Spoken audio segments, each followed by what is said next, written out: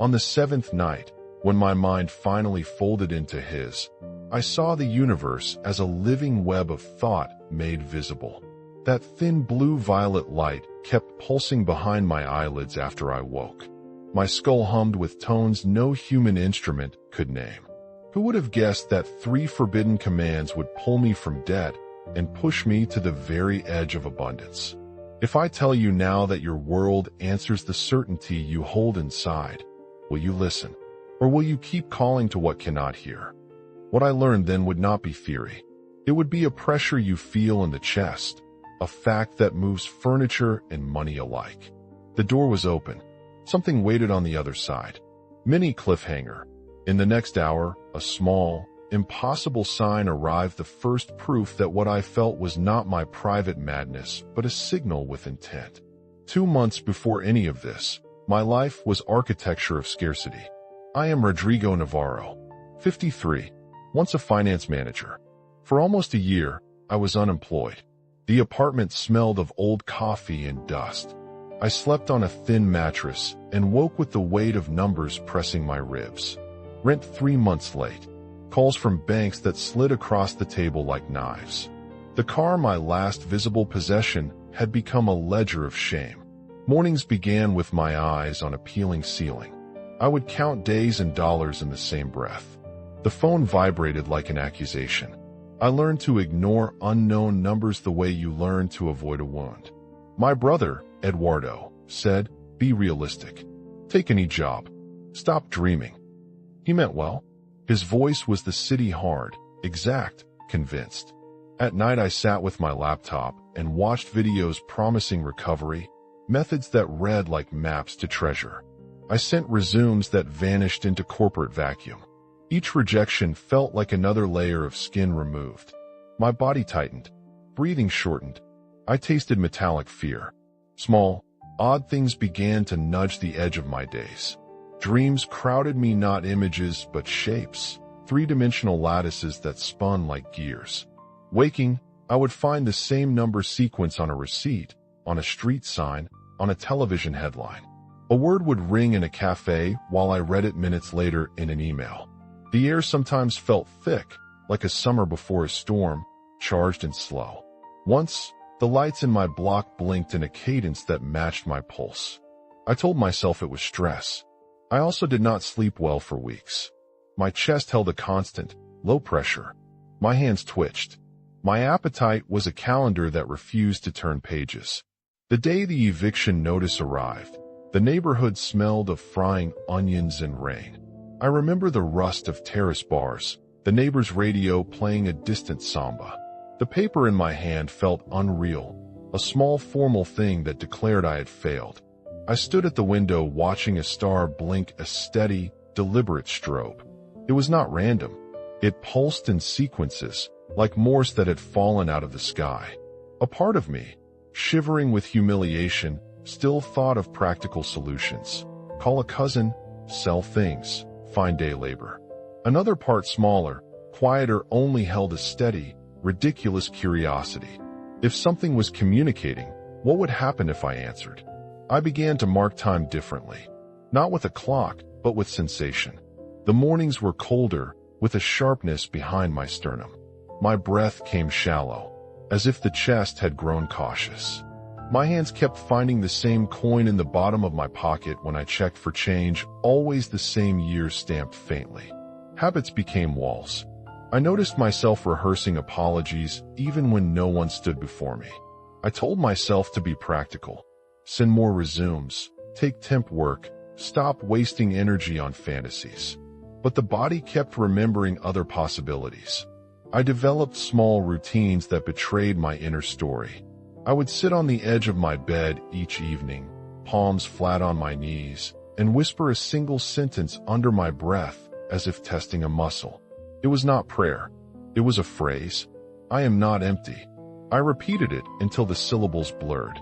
The words changed my posture. My shoulders uncurled by a hair. The chest pressure loosened briefly. These micro-rituals were acts of defiance against the ledger in my head. They felt foolish, and they felt necessary. Preparation is a kind of ritual itself. In the mornings I noted the light through my blind. It was thin, almost the color of dust. The apartment hummed with a fridge motor and a neighbor's radio. My breath was a metronome. The smell was always coffee gone cold. I placed my hands on the windowsill and felt the concrete rough, honest, and said to myself, I will not be dictated to by this paper. The body answered with a small loosening at the collarbone. A tiny victory, but I had no idea how quickly the world would begin replying in its own language. At work, in previous years, I had been good at translating numbers into human stories. Now the numbers translated into losses on my heart. I watched friends recalibrate their lives and thought, why did I imagine balance would return without something to pull it back? I assumed compliance would save me. I had been wrong. I remember the precise texture of one failure. The night I closed the laptop after an application disappeared into the void. The room smelled like lemon cleaner and old paper. The chair creaked, and I rested my forehead against my folded hands. There was a tiny, absurd longing for a miracle. Not the kind sold in late-night infomercials, but an honest door. I wasn't asking the universe for bailouts. I wanted a bridge out of the circular thinking that had become my home. Tiny coincidences increased. A neighbor hummed a tune that contained the syllables of a name I had been thinking. A bus route number matched an invoice code from a client who had ghosted me months earlier. The world felt less like a machine and more like an organism with small ticks and rhythms. I began to trace patterns like an investigator. Each discovery tightened an inner string from fear to curiosity. I cannot tell you that I was ready. I was not. I was brittle with shame and hungry for evidence. But there was a hunger of a different kind too, a hunger that felt like a hole opening towards something vast. I would later learn that hunger can be a conduit, not just an ache. A small, organic ask before I go deeper. If this story reaches you, thank you for staying. This channel is only beginning, and each subscriber helps these experiences travel further. If you feel moved, subscribe, help us reach the first 1,000, and tell me your city and country in the comments. Your voice matters here, quiet as it may be. That night, I slept earlier than usual, exhausted. The apartment settled into an ordinary night sound. Someone upstairs dropping dishes, the distant hiss of traffic, a dog barking once. I woke with a cold that felt like a hand had passed through the room. The temperature dropped, but I did not feel cold in the usual way, more like the skin had shifted to a different attentional frequency. The corner of the room glowed a faint blue-violet. At first I thought it was a trick of light. Then it moved. The glow condensed into a kind of bubble that seemed to fold space inside itself. It made no sound at first, only a low, resonant pressure behind my teeth. My body did something interesting. It did not flee. It registered. My limbs were slow as if thickened by syrup. It was precisely the opposite of paralysis from fear. It felt like an attunement. I could not move my lips, but a voice formed directly inside my head. Not a whisper. A presence clear as glass. Your call crossed 7 layers, it said. There was no echo. The sentence landed like a coin on stone. I breathed shallowly. I wanted to say, who are you? Why me? The words assembled inside me like a hesitant child. The reply came as if read from memory. We are Anter. We have observed your world for millennia. I felt a cable connect somewhere behind my eyes, a soft, cold line of data. It was not invasive. It was an alignment. It was as if someone had found the USB port of my attention and gently plugged a light into it. A vast empathy pressed against my ribs, not violent, but clarifying. I will not pretend I understood the mechanics. I did not. What I understood was sensation, the taste of metal at the back of my tongue, a slow ringing at the base of my skull, a widening of peripheral vision where the ordinary furniture had an after-image like an aura. And inside that aura, a sentence that would frame the next days. For 7 nights your consciousness will bind with mine. Not to teach, but to reacquaint you. Mini cliffhanger. That first exchange left me with a single instruction and a single impossible challenge, the kind that would demand I change how I used the word want. I did not yet know how costly that Enter's voice doubled as image and sensation. The material you call matter, it said, is thought condensed. It listens only to the architecture of belief. The sentence landed like a small key. It made a practical sort of terror rise. If matter listens only to the shape of belief, then changing my life would require changing my interior architecture. That reality was heavy, like iron you had to lift with new muscle. But it also meant something improbable. Scale was not the enemy. Certainty was. Enter did not lecture. The voice was sparse, paradoxical fragments that held silence between them like a string between two knobs. Stop asking permission, it said later, as if answering my next, unspoken question. You petition a world that already knows your name. The pause after those words broadened like a horizon. He gave a simple challenge before leaving that night. Tomorrow, do not ask. Declare that it is done. The challenge felt cruel and holy at once. I had never practiced declaration. I was practiced at entreaty, at the soft, careful bow that asks for scraps. To declare was to place a statement into the world as if it were already a fact. It felt like stepping off a curb into the air. The next morning, the image of a small, complex symbol glowed in the palm of my hand. It shifted when I blinked. I touched it, and the skin felt warm, alive. My hands were a new instrument now. The coffee pot seemed to lean toward me as I moved. A client's name long dormant in my contacts rose into mind with clear payment terms. My mouth tasted of metal. At the same time, I felt a ridiculous urge to rationalize. Coincidences are comfortable. They keep us small and sane. I sat down, palms on knees, and tried the instruction. Not a wish, not a hope, a declaration. I am the consultant for Connexo Global. I accept and I am grateful. I held the posture as if it were a physical thing. Heart steady, breath even. Gratitude not as wanting, but as receipt. 3 hours later, while shampoo ran down my neck, my phone buzzed. A voice explained that a recommendation had surfaced, a job that did not require the ritual of my old resumes. I found myself shaking. My hands were wet, and the world felt porous. I could have called it coincidence and moved on. I did not. That night, Enter revealed the first forbidden rule plainly. Never ask the universe for permission to be what you already are. Permission implies absence. It felt like bad grammar and exquisite physics at once. I thought of all the times I had waited for a green light outside my own chest. I told my brother the news in a way I thought would contain both joy and proof. He laughed. His laughter was the sound of the world that keeps its borders. Teresa, a co-worker, listened with sinking eyebrows and offered a doctor's name in the same breath as a smile.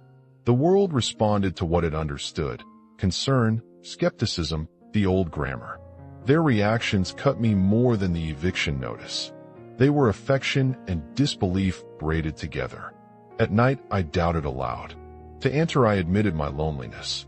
He answered with a short sentence that felt like an incision. The old mind is immune to miracles. It will attack them so it may survive. That image lodged in me. The greater the change, the harder the world will try to hold you in the old story. Enter's second forbidden rule became clearer then. Do not seek external validation for internal truth.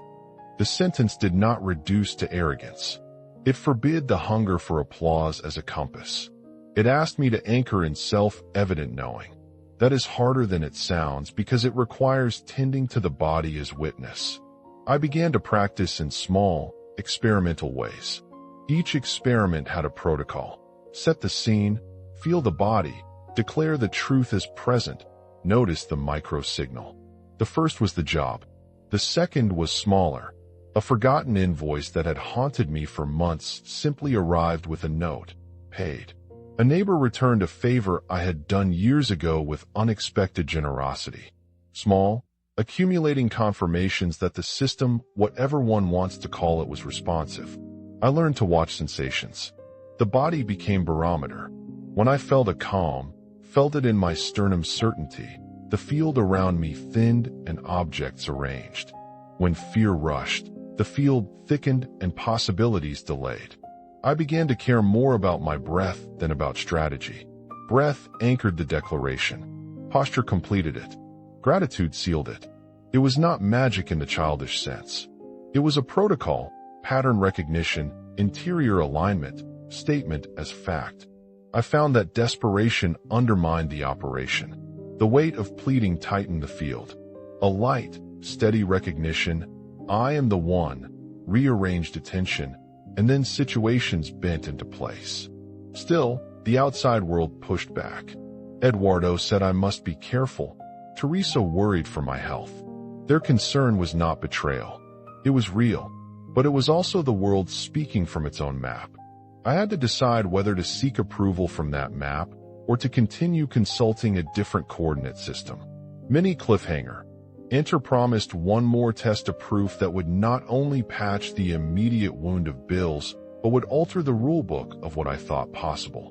I knew then that crossing this next threshold might cost me everything I thought I had left to lose.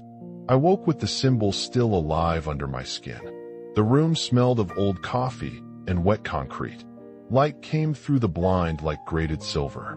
My hand turned over, and the geometry was there, a thin, shifting sigil that breathed when I did. It was warm, not hot, as if it had been waiting inside me and simply found its way outward. The kettle sang. I moved slowly, the apartment feeling slightly larger and thinner at the edges. When I thought, for one brutal second, I needed money for the rent, the spoon on the counter clicked twice by itself. Not loud, deliberate. My chest tightened. Air tasted like pennies. The phone rang before I finished the thought. An old client I had almost forgotten asked if I could take an emergency consult. The number he quoted matched, exactly, the amount I needed to seal the landlord's envelope. My first instinct was to name the event coincidence and tuck myself back into shame.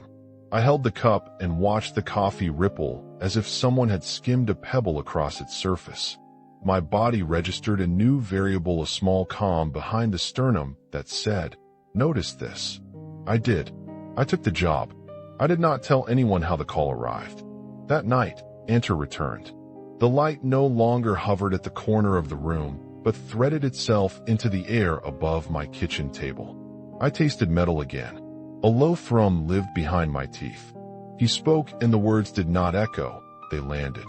"The thing you call matter answers to form," he said, each syllable slow and clean. "It is not blind. It records the grammar of your inner architecture." I asked him how belief moved into bills, how thought bent an invoice to my name.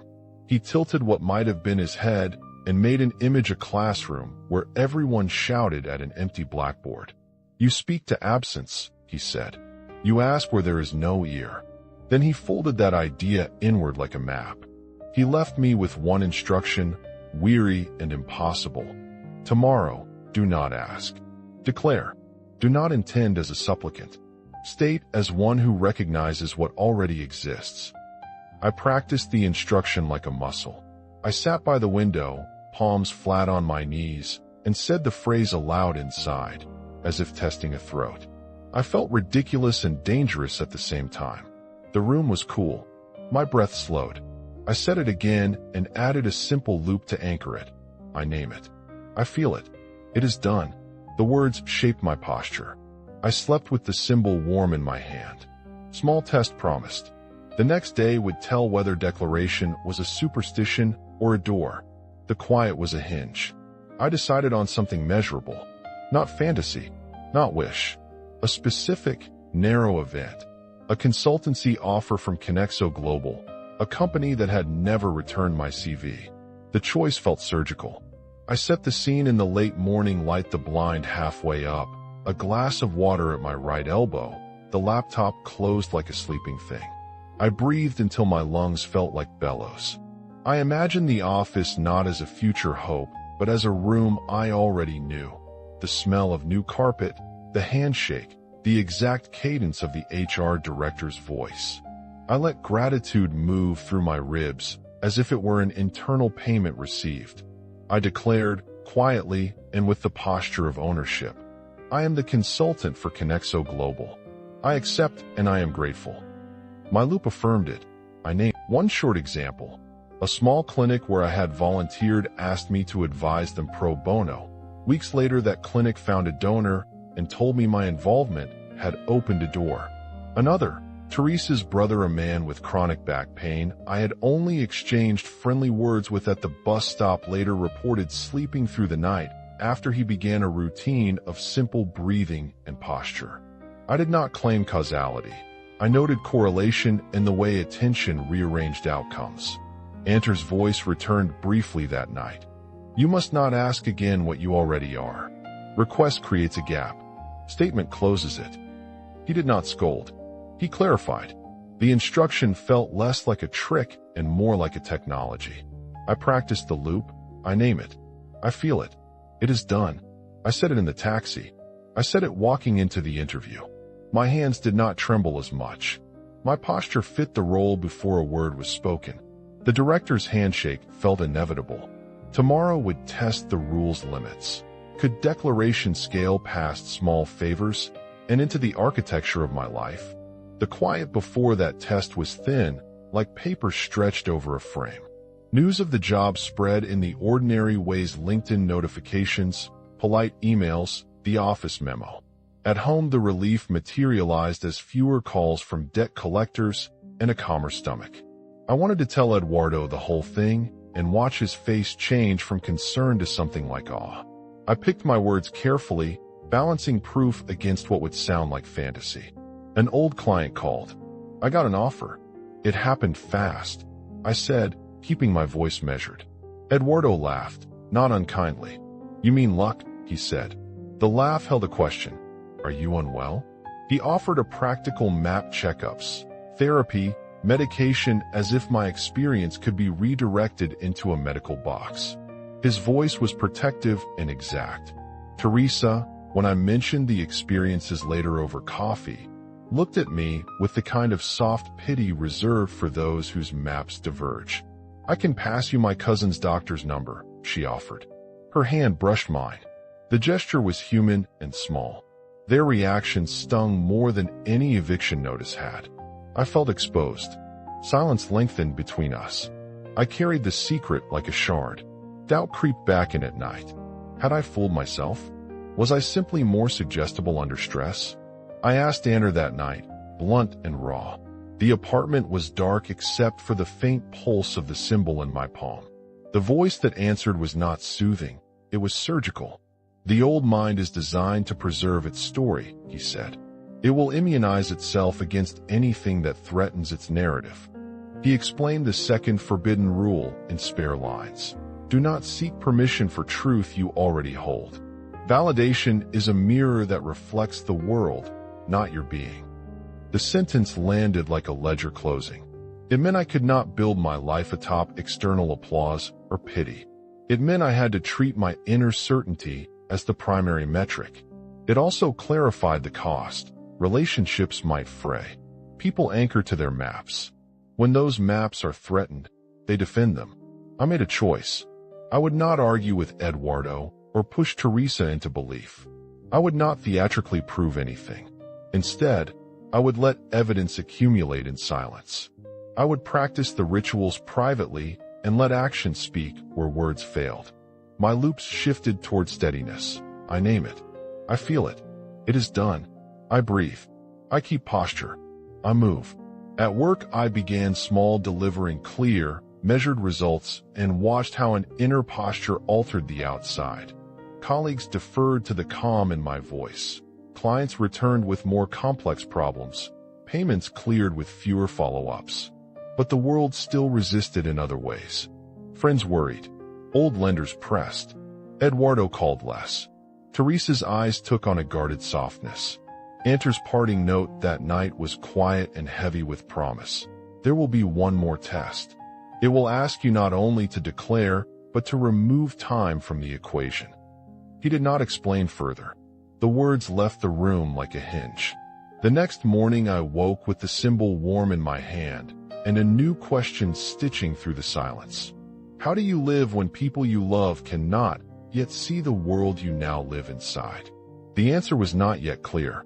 The door that had opened promised both abundance and solitude. The night had set the stage for a proof that would not only pay bills, but change the grammar of what I thought possible. The night enter named as the test arrived like weather. The apartment felt colder than it was. The window glass held the city's distant breath. I set the phone face down on the table. I turned the lamp to a low amber and sat on the floor with my back against the couch, feet planted on the threadbare rug. The room smelled faintly of steam from my dinner and of old paper from a finance manual I hadn't opened in months. My palms were slightly damp. My heart sounded like someone tapping a Morse code inside my ribs. I breathed in slowly. I counted with the exhale, so the counting became a metronome. In, 2, out, 3, in, 4. The breath thinned the static at the edges of my awareness. My shoulders loosened. My jaw unclenched. The apartment seemed to tilt on a hinge, as if waiting. Enter had said, abandon time between decree and manifestation. He had said, select rather than create. Those words were not a lecture. They were a protocol. I remembered the first 2 forbidden rules: never ask for permission, never search the mirror for truth, and felt those rules settle like straps around a patient who was finally ready. I chose a single, clean objective. Not vague abundance. Not a wishful number on a bank statement. I placed my intention at the size of a business card. Dissolve every unpaid obligation that hung like fog from my name. Clear it. Make it a fact. Then, because ritual anchors the nervous system, I invented a loop for this night and repeated it 3 times, each iteration softer, each a notch more true. First loop, I declare it. I inhabit it. It stands already. Second loop, I speak the finish. I keep posture. The world folds to the fact. Third loop, I am the net that holds outcome. I rest inside certainty. The words were small hammers. They did not pound at reality. They adjusted my posture. My inner voice moved from pleading to reporting. There was no frantic grasping. There was a steady acknowledging, like closing a door. I watched the air. It thickened in a way I could both feel and taste, a slight metallic note at the back of my throat, like the first breath before a storm. Threads of light, so faint I could have missed them, began to appear as if someone had dimmed the space between things. A hairline filament connecting the tip of my thumb to the photograph on the shelf, to the old unpaid invoice folded under a notebook, to the office lamp across town where an accountant sat. It was not fantasy. It was topology, relationships made visible. After an hour, my body began to hum with a low, steady frequency. My chest expanded not with oxygen, but with conviction. I stopped measuring time. Minutes blurred into a continuous field of attention. The loop mantra softened into prayer. The apartment held me like a vessel. Small things answered first. My kettle clicked though there was no water in it. My neighbor, the one who rarely spoke, knocked twice on the wall and left a note folded into the return of a screwdriver I'd lent months ago. The note read 3 words: keep building, friend. The paper smelled like tobacco and rain. I smiled without moving. I stayed. I watched the filament map thicken like an old river growing a tributary. A message pinged softly on my phone. A contractor had paid a balance unexpectedly for a follow-through I'd managed months before. A second ping. A client I'd advised for free sent a terse email saying a donor had matched a grant. Those signals were small, incremental, not the revolution I'd once begged for. But they were evidence the field was listening. A particular pattern emerged. The manifestations were not isolated. They arrived in sets, like little constellations aligning. One thing opened a groove through which another could slide. I recalled Anner's instruction to select a station rather than invent one. That night, I did not ask for funds. I selected the reality in which obligations were cleared and took up the posture of someone already standing in that reality. Around the 3rd hour, the phone rang. It was a lawyer I had once helped on a tax question, a man I'd not spoken to in years. His voice was quick, legal, and slightly astonished. Rodrigo, this is odd. An old family stock account just matured. There's paperwork. We need your sign-off. I sat very still and watched my chest ride the wave. His voice in my mind was like paper sliding across wood. Now you must remove time. How? I asked aloud. My voice surprised me with its steadiness. The apartment answered with the distant holler of a city bus. Stop using the world's clock to measure truth, he said. Select the line where your intention already exists. Live inside that selection and let the world reweave itself around you. I understood then a subtle difference. Earlier I had been fishing in time. Now I was choosing a landscape.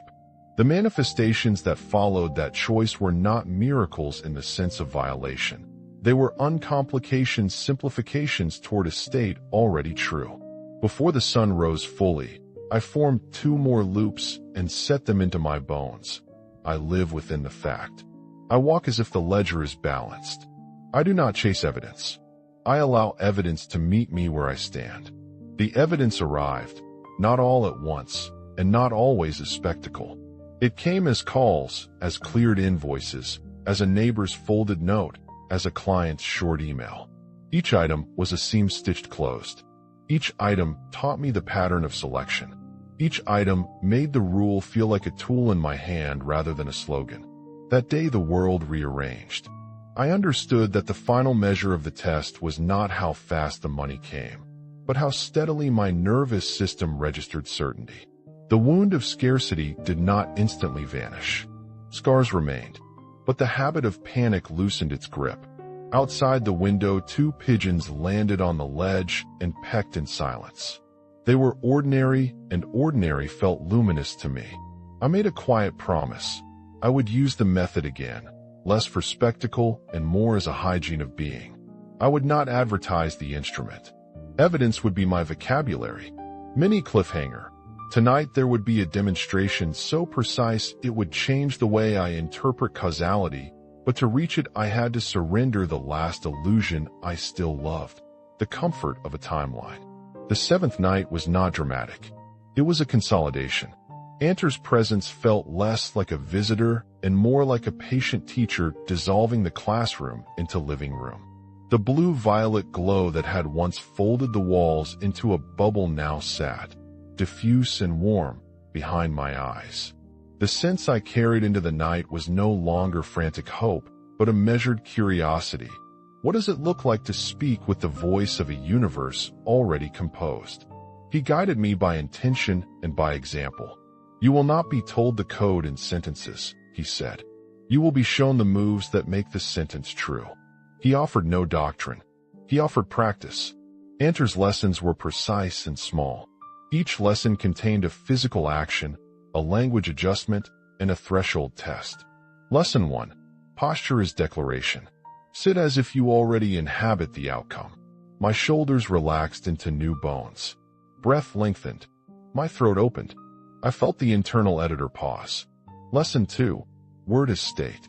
The phrase you use must not be a petition. It must be a present tense predicate that your nervous system can hold. For me, the shift from I will to I am felt like a gear change. I practiced verbal forms that felt like reports. I spoke them softly at first. I am operating from abundance. I hold the account as cleared. The agreement exists. I sign into it. They sounded ridiculous, honest, necessary. They adjusted the echo chamber inside my skull. Each phrase was a signal to muscles that had been taught to bristle at lack. Muscles eased.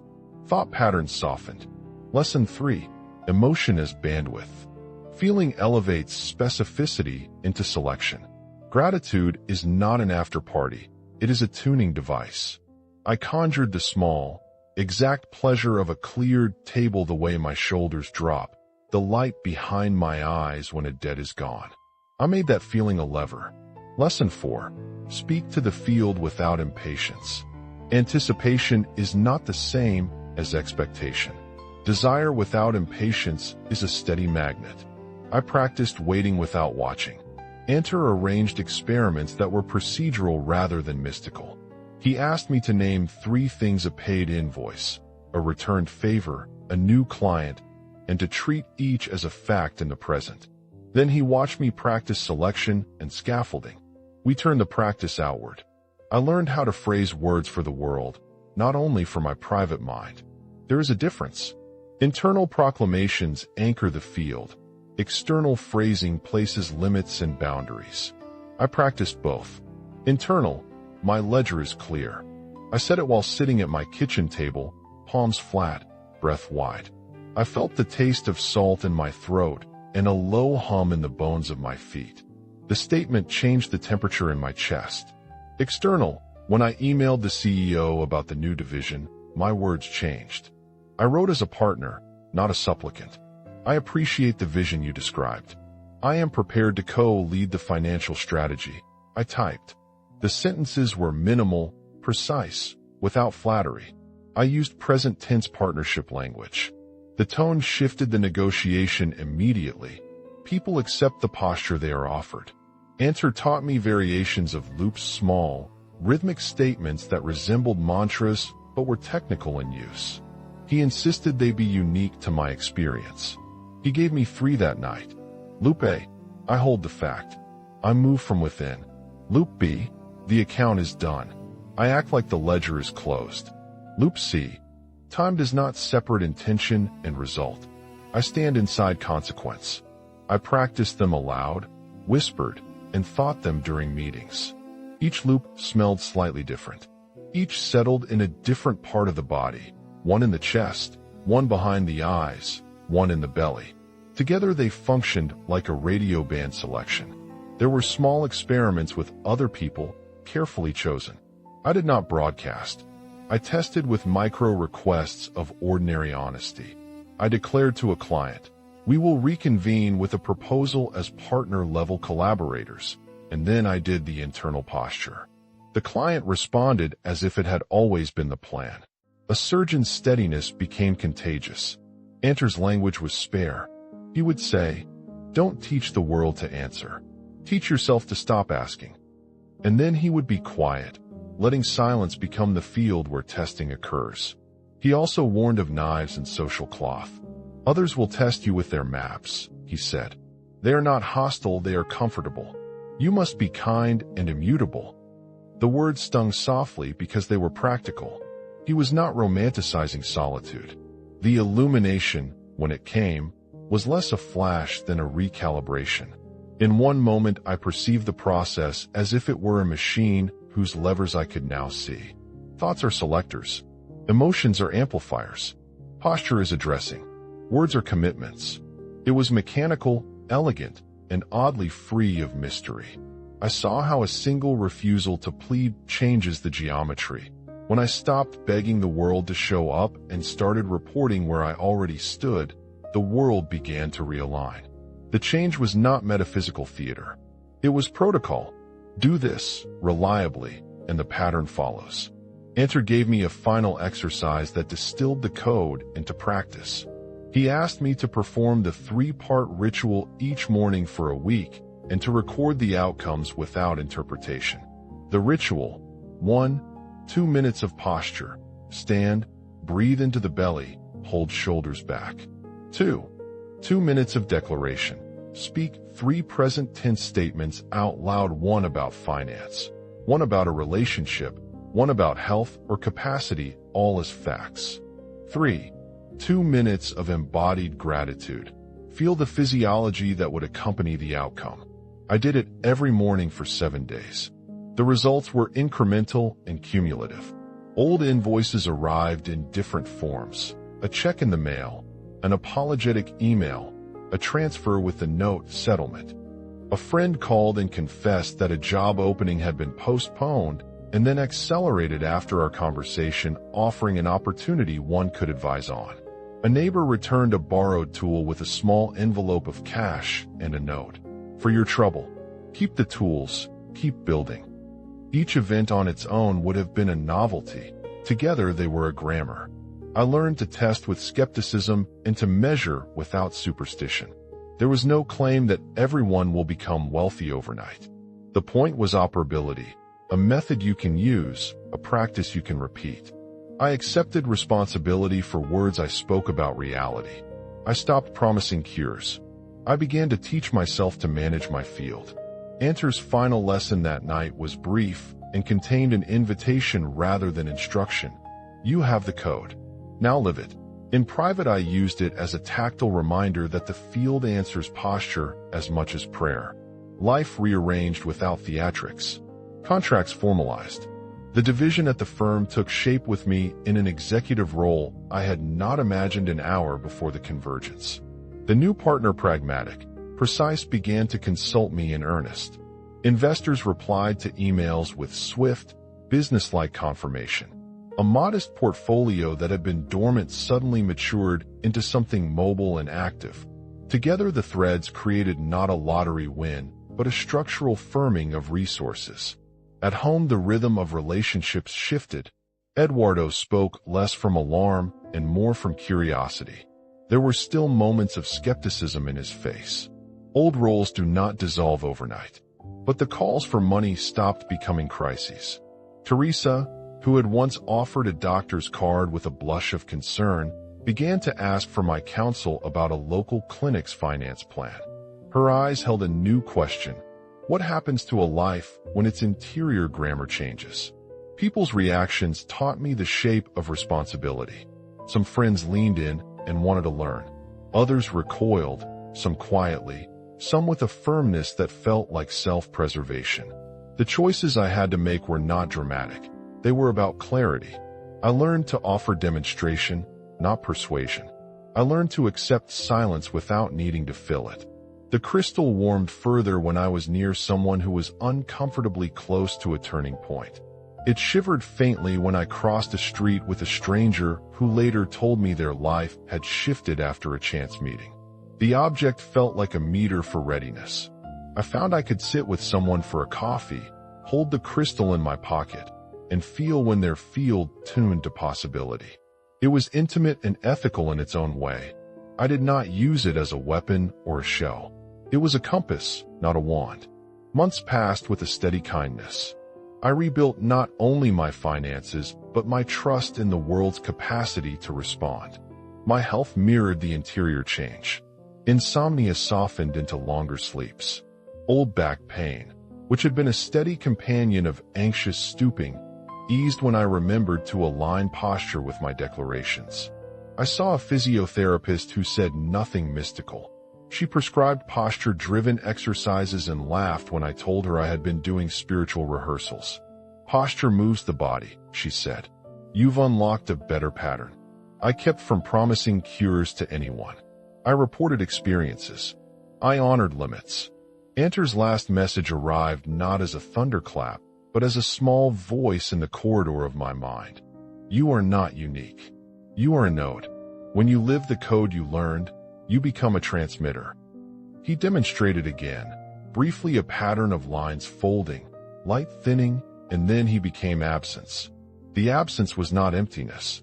It was a field in which my practice could finally be autonomous. The crystal's pulse slowed when he was gone, as if it no longer needed to simulate presence. I was left with my own rhythm. The responsibility Anter spoke of settled like a coat around my shoulders. I found myself declining public platforms that wanted spectacle. I chose instead to be visible through service. Straightforward financial advice pro bono to a clinic that had helped Teresa's cousin. A seminar offered to local entrepreneurs about posture and negotiation. Discreet conversations with a few individuals who asked about what I had done without asking me to be a prophet. I learned boundaries. People asked for miracles in business, in love, in repair. I offered practices, breath, posture, precise present tense statements, the habit of feeling the outcome. I taught loops, new ones, altered to each life. For one woman with chronic migraines, I suggested 2 minutes each morning. Stand, lengthen the spine, say, I live from calm. My body rests in order. She did not report instant healing. She reported, weeks later, a different relationship to the pain. That difference mattered, and it was honest.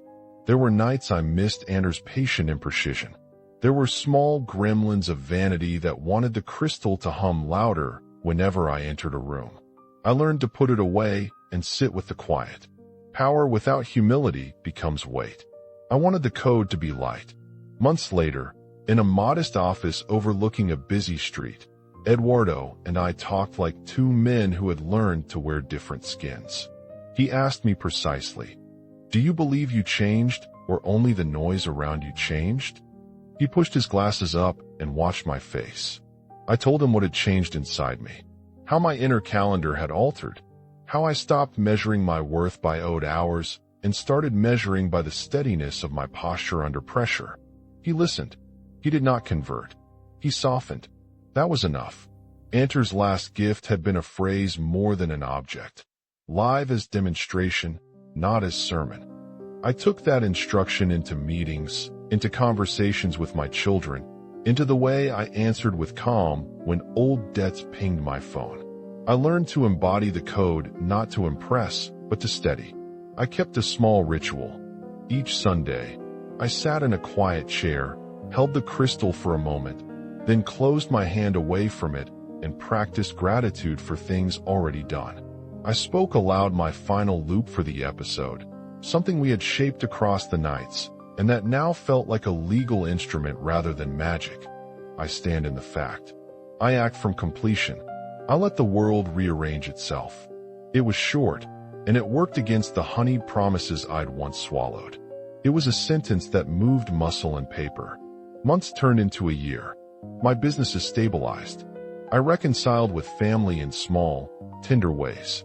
Teresa and I kept a professional friendship that included coffee, urgent problem solving, and occasional laughter. Eduardo called more often. Old lenders found their footing in different towns. The pattern was not perfect. There were still days of twinge and of doubt. There were people who preferred their maps of scarcity, and I learned not to be the storm that tried to redraw them. One afternoon, standing in a boardroom while sunlight cut a clean line across my hands, I felt the crystal pulse faintly in my pocket and thought of the horizon. Anter had told me my role would be to be an antenna, to make the frequency easier for others to find.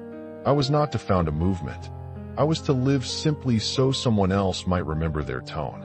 When I speak now about those nights, I do not invite belief. I offer a method and a set of practical actions.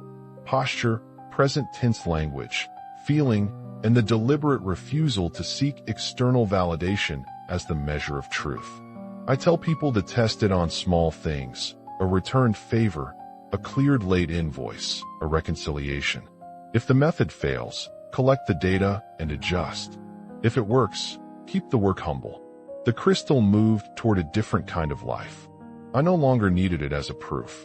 I kept it because it reminded me of the translation between inner state and outer arrangement.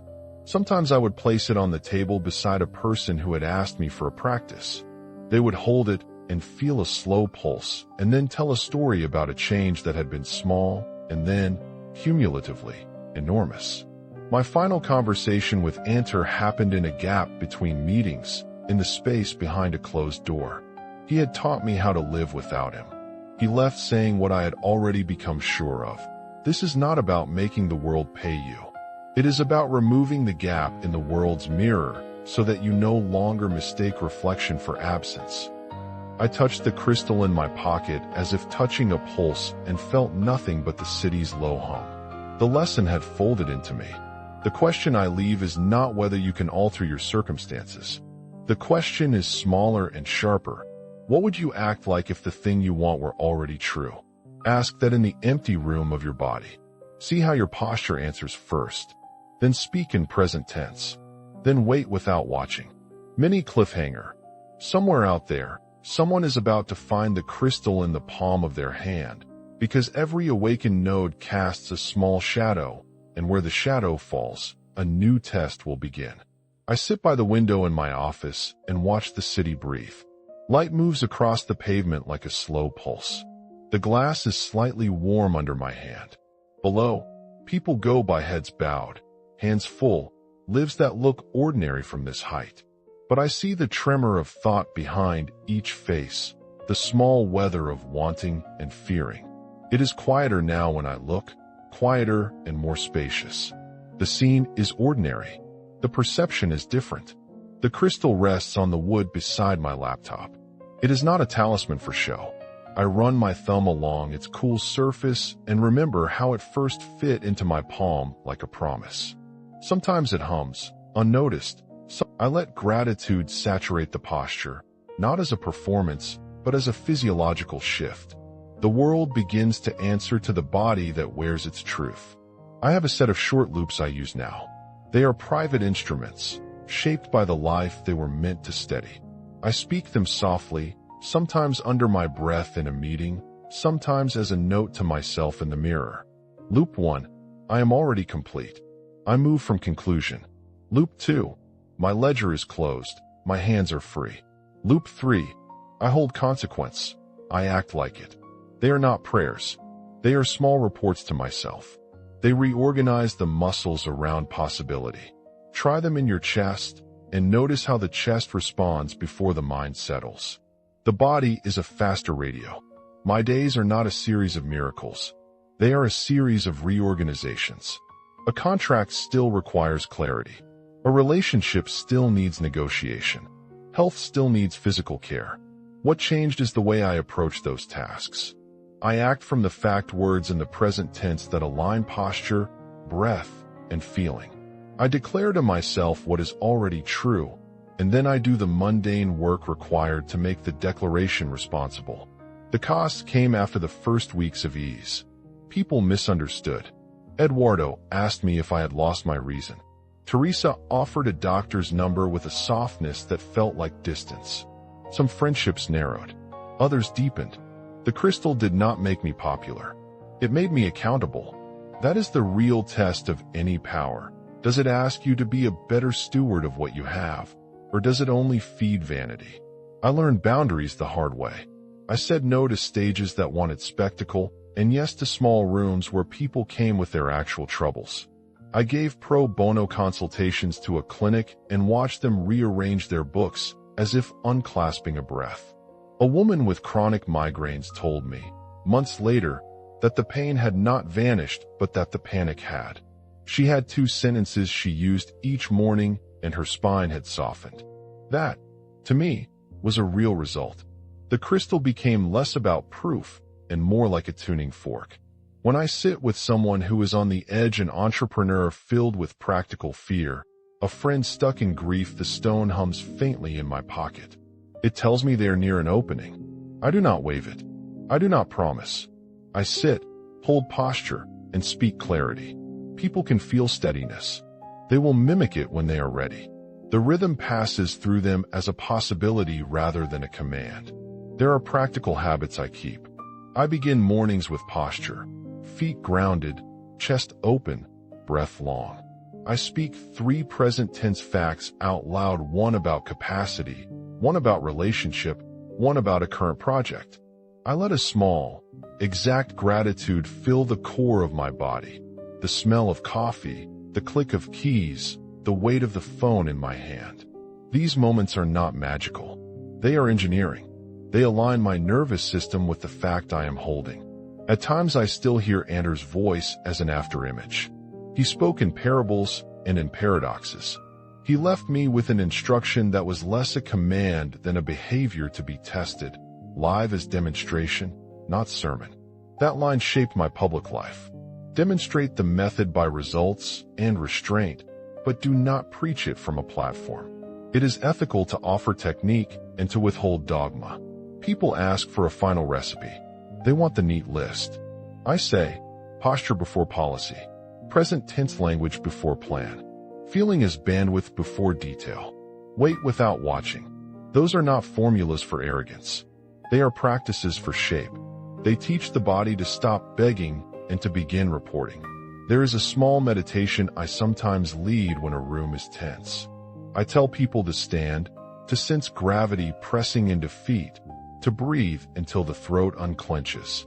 Then I say, feel the physiology of completion for 30 heartbeats. Not the fantasy of a lottery win, but the grain of a life with enough. It is ordinary and stubborn. After 30 heartbeats, ask, quietly, what would I do differently if this were already true? The room changes. Fingers loosen on phones. Eyes go level. The work becomes clearer.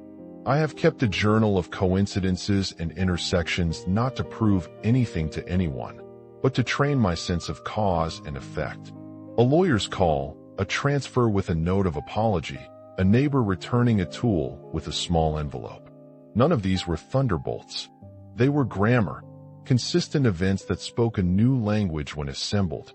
That archive taught me two things. First, that small facts accumulate. Second, that responsibility follows the fact. When you state completion, you are implicitly accountable for the consequences. I do not know who will find the crystal next. A year after those nights, I learned that an old acquaintance had left it on a bench for someone who needed it more than he did. Spoonfuls of the story bend outward. The object will not serve everyone the same way. It is a meter for readiness, not a guarantee. There is a humility that has settled into me. Power without tenderness becomes weight. So I place the crystal on the table only when someone asks for practice. I teach the practices I was given: posture, present tense declaration, embodied gratitude, and I watch the world answer in small, testable ways. I encourage data over prophecy. Did the invoice arrive? Was a conversation different? Did the pain ease by relationship to attention? Measure, adjust, repeat. If you take anything from my story, let it be 3 modest invitations. First, sit upright and breathe a little slower than feels necessary. Second, speak 2 present tense facts about your day out loud, as if reporting instead of begging. Third, feel the physiological shape of gratitude, not a list, but an interior temperature, and hold it for a count of breaths. Try this for a week. Notice the tiny changes before you explain them. A short practice now. If you would like to try with me, stand where you are. Plant your feet. Breathe down into your belly until the shoulders settle. Say softly, "I am enough for this moment." Take 5 even breaths. Notice what loosens. That is a small demonstration. It is not magic. It is rehearsal. I want to thank you for listening this far. If this story reached you with anything useful, tell me where you are from, city, country, in the comments. If you found curiosity, subscribe. That human feedback helps these conversations keep happening. It helps small experiments find one another. There is still a horizon I watch for. Enter said I would be a node, an antenna. He also said nodes cast shadows. Where the shadow falls, someone else will find the edge of possibility. I have seen that happen in quiet ways. A woman who attended a 1-hour seminar began a bookkeeping practice for her clinic and, over months, reclaimed a salary she had not expected. A man I met on a train stopped answering debt calls the way he had been trained to answer them and, in doing so, began to ask a different set of questions at his bank. These are not miracles. They are reroutings. I do not know if a portal will open for you tomorrow or next year. I only know this. Your posture will predict your conversation. Your words will set the scale of your action. Your feelings will choose the band of reality you can tune into. Practice those choices as if they were small machines. Fix them when they leak. There is a last image I carry. It is of a mirror hung on a quiet wall. I stand before it, shoulders relaxed, and I ask, "Who are you when the last barrier falls?" The mirror does not answer. It only offers back what I bring. That is the work. That is the invitation.